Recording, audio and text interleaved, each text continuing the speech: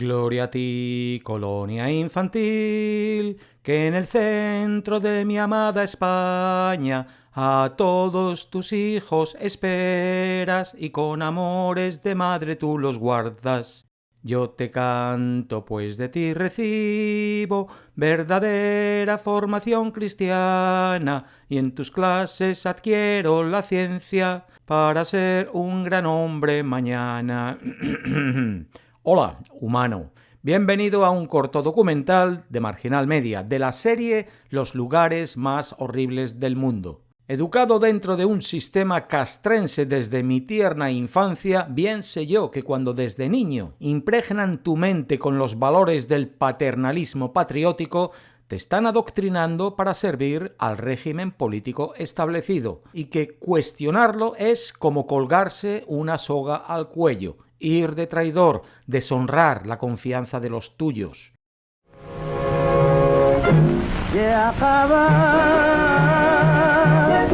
Tiempo remoto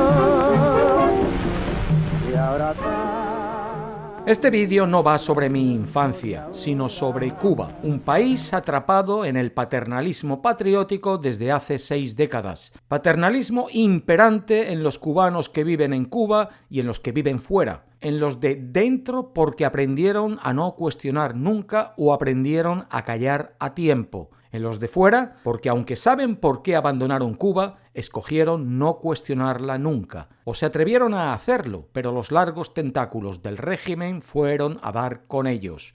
Este vídeo es para que todos entiendan lo que pasa en Cuba hoy y para que la voz de esos cubanos que se atrevieron y se están atreviendo a denunciar la situación se oiga. La historia de la Revolución Cubana y la historia de sus nietos haciendo la revolución que Cuba necesita hoy.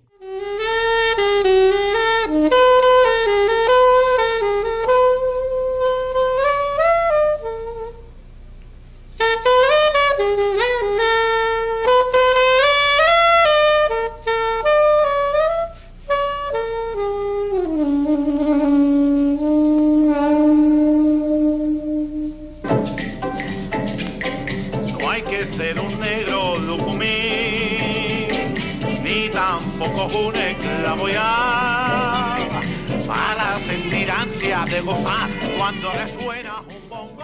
Poco queda ya en Cuba de aquel espíritu revolucionario que se alzó durante los años 50 contra el dictador Fulgencio Batista y que triunfó el 1 de enero de 1959 con la entrada de Fidel Castro en Santiago de Cuba. Los siguientes años fueron la época dorada de la revolución. Los esfuerzos por derrocar al nuevo gobierno de Fidel Castro no fueron pocos, desde la prensa, el arte, los medios audiovisuales, hasta guerras internas e invasiones militares. Muchos flancos intentaron detener el cambio, pero la mayoría del pueblo por aquel entonces defendía su revolución con uñas y dientes. Todo el que no apoyaba el proceso revolucionario o solo criticaba el más mínimo detalle era inmediatamente considerado un paria, un antisocial, un egoísta, un contrarrevolucionario. Ante tal fanatismo, algunos consideraron partir. Según aparecían los síntomas totalitarios y las tonalidades comunistas, gran parte del componente pujante de la sociedad cubana se esfumó.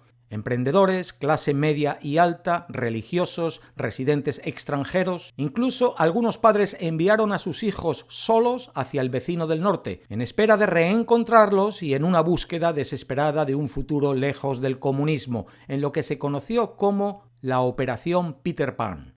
La revolución se impuso sobre homosexuales, masones, testigos de Jehová, amantes del rock, del rap o la trova. Muchos grupos fueron silenciados y reprimidos. Se crearon las unidades militares de ayuda a la producción, campos de trabajos forzosos donde se recluía gente considerada lacra social para llevar a cabo un acto de higiene social revolucionaria. Con el éxtasis de los primeros tiempos, la plebe se sumió en epopeyas claramente motivadoras, pero que carecían de todo sentido racional, como la zafra de los 10 millones, el programa de superproducción de ubre blanca, la desecación de la ciénaga de Zapata o la famosa crisis de los misiles, el incidente que algunos historiadores consideran el más peligroso en la historia de la humanidad. Tras estas y otras ideas megalómanas, siempre aparecía como autor intelectual el compañero Fidel Castro. Hay quienes consideran los años 70 y 80 como la mejor época de la Revolución cubana. Cuba entró a formar parte del Consejo de Ayuda Mutua Económica, con lo cual se benefició enormemente de la producción de la Unión Soviética y otros países pertenecientes al grupo.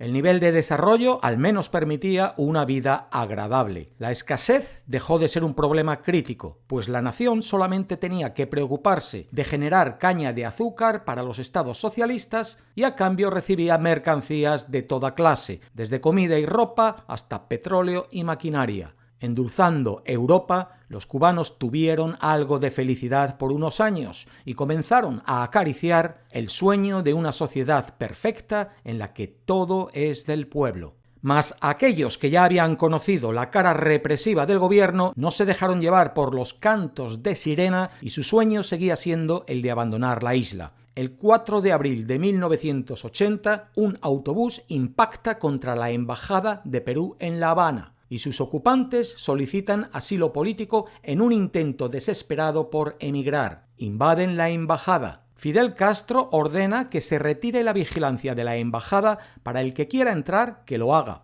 Los cubanos abarrotan el recinto. En 48 horas, 10.000 han solicitado asilo político. Fidel Castro invita a quien quiera a abandonar la isla y enfrenta a la población contra los disidentes. En los siguientes 6 meses, más de 125.000 cubanos abandonan Cuba por el puerto de Mariel rumbo a los Estados Unidos. El flujo de emigrantes no se detendría nunca más.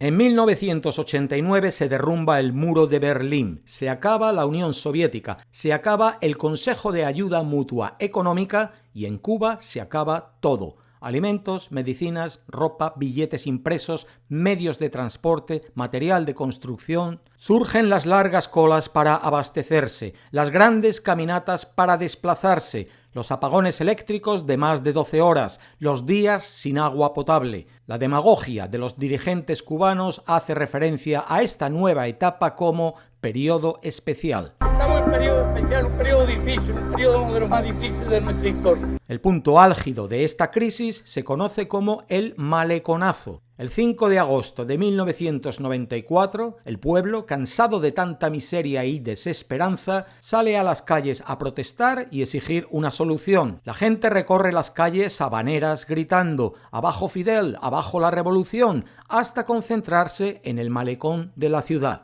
Rápidamente, Fidel tacha a los protestantes como antipueblo. Les acusa de alterar el orden y, a modo de amenaza, advierte a los Estados Unidos de que podría dejar salir de Cuba a todo el que quiera. Es el pistoletazo de salida para los balseros, los miles que se lanzan a la peligrosa aventura de cruzar el estrecho de la Florida para llegar a las costas norteamericanas y pedir asilo político, con vistas de obtener la residencia gracias a la ley de ajuste cubano. El nuevo milenio pareció traer una ligera bonanza al país gracias a la Alianza Bolivariana para los Pueblos de Nuestra América, una plataforma iniciada por Cuba y Venezuela que intenta reproducir alianzas socialistas de antaño. Gracias a Venezuela y a otros países, Cuba consigue importar durante unos años los hidrocarburos necesarios para detener por completo los cortes eléctricos. Mejora ligeramente el servicio de transporte público y se provisiona de artículos. Pero el impacto de las crisis económicas internacionales y varios ciclones que azotan el país acaban con la mejoría. La comida se encarece más de 20 veces respecto al precio de los años 90. La inflación se dispara, los salarios se estancan y los alimentos gratuitos del Estado se reducen. En 2008, Fidel Castro pasa el poder a su hermano Raúl como si de una porra se tratase. Cuba tragó en seco. El nuevo líder, jefe del Ejército Nacional, quiso cambiar y trajo una apertura jamás vista en los años revolucionarios, desde el reinicio de los diálogos con el gobierno de los Estados Unidos hasta cierta legalización de la propiedad privada. Además, se eliminaron varias limitaciones que significaban violaciones de derechos elementales. entre otras, la petición del permiso especial para viajar a través de la famosa Carta Blanca, la restricción a los cubanos de disfrutar de zonas turísticas y de servicios de telefonía móvil, la prohibición de compraventa de casas, la prohibición de utilizar embarcaciones impuesta después de los años 90 y la prohibición de la entrada al país a algunos ciudadanos cubanos considerados desertores, siendo especial el caso de jugadores de béisbol de las grandes ligas de los Estados Unidos. A partir de este momento, Cuba resurge. Miles de cubanos comienzan a abrir nuevos negocios privados que elevan la calidad de vida. Aparecen restaurantes, discotecas, bares, fregadoras de autos, academias de estudio y de idiomas, algunos servicios digitales y hasta salas de cine caseras que, a pesar de su éxito, duraron poco y provocaron grandes pérdidas económicas a sus dueños. Muchos de estos negocios no existían antes en Cuba. Otros sí habían existido, pero su servicio era tan paupérrimo que la desidia y la falta de mantenimiento habían acabado con ellos. Ese fue el caso de los cines. La Habana, que en 1958 era la ciudad de América con más cines, vio como el 95% de ellos se vinieron abajo. Con la apertura empezó a notarse el impacto extranjero debido al aumento del turismo y la enorme cantidad de exiliados que volvían a visitar la familia. Pero algo más cambió.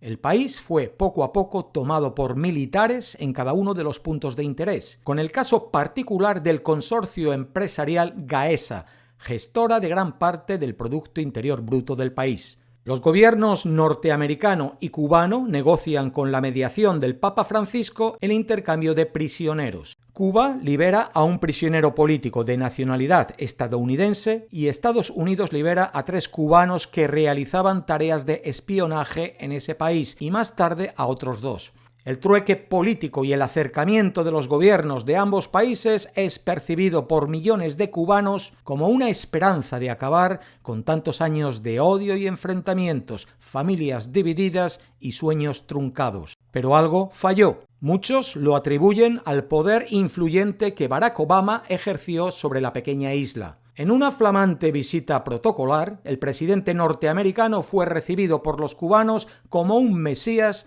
desde el instante que pisó la isla. En conferencia de prensa, Obama ensombreció a su contraparte y con un discurso inspirado encendió la llama de la esperanza como nunca se había visto en Cuba. Esto radicalmente cambió la actitud del gobierno cubano, que, sintiéndose expuesto, comenzó a recular en su acercamiento con el gobierno estadounidense, al tiempo que volvió a limitar muchas de las medidas que habían otorgado pizcas de libertad al pueblo. En la actualidad, algo queda de aquella bonanza. A pesar de que la maquinaria propagandística del gobierno controla el país, comienza a notarse el impacto del teléfono móvil y el Internet. La tecnología está acudiendo al rescate de los cubanos. El monopolio de las comunicaciones en Cuba, la empresa ETEXA, poco a poco ha ido aumentando el acceso a Internet en varias regiones. Muchos cubanos están encantados de finalmente poder comunicar con sus familias fuera de la isla y tener acceso a información más allá de la que ofrecen los medios cubanos. El Estado lo permite porque el hambre de los cubanos no le reporta nada, pero el tener unas de las tarifas más costosas del mundo en telecomunicaciones, sí. Ahora la gente tiene hambre, miseria, limitaciones, represión y violaciones de derechos humanos, pero también tienen sus móviles con sus cámaras para filmar cuanta injusticia se les cruce en el camino. El gobierno cubano permitió el uso de la tecnología para embolsarse esos millones en tarifas que pagan las familias separadas por poder comunicar y verse, y ahora sufre la mala suerte de que a su circo le crecieron los enanos. Tanto dentro como fuera del país proliferan los influencers y youtubers que opinan, acusan, informan y denuncian los abusos del régimen. Usuarios como Otaola, Carlito Madrid, Eliezer Ávila, Chucho del Chucho, Juan Almedio, Pedrito el Paquetero, Frank el Máquina, websites como Cibercuba, El Toque, Cubanet, 14 y medio, Diario de Cuba, manifestaciones de protesta y disidencia interna como las acciones de Unpacu, Somos Más, Movimiento San Isidro, Clandestinos, Damas de Blanco, Cuba Decide, Movimiento Acciones por la Democracia, Movimiento Cristiano de Liberación, organizaciones LGBT y por los derechos de los animales, hashtags en Twitter como El cambio es ya o Ni uno más. La voz de los cubanos comienza a oírse, la voz de quienes se enfrentan al adoctrinamiento, de quienes quieren escapar de un paternalismo que les ha condenado dentro de Cuba y que les ha perseguido fuera. Cuba es hoy todavía mayormente un lugar asfixiado por la propaganda estatal, totalitaria y socialista, que infecta cualquier forma de expresión humana. Una propaganda que, a pesar de cansar y aburrir al cubano, aún es efectiva para controlar a la masa. En estos tiempos de virus en los que vivimos, bueno es recordar que pocos virus son peores que el de la propaganda paternalista que desde nuestra infancia moldea nuestra mente y nuestro carácter, que nos impulsa a autocensurarnos, a autoengañarnos, a defender a la patria, al padre, a no traicionar a los nuestros. El virus de una revolución es no saber cuándo acabarla. Cuidado con los populistas de hoy, no siembren ustedes en sus mentes la semilla del padre del pueblo, no sea que vayan a condenar a sus hijos a tener que luchar por su liberación. En el caso de Cuba, esa condena dura ya 60 años. Los nietos de la Revolución cubana intentan acabar ahora lo que sus abuelos comenzaron. Hasta la próxima. La paz.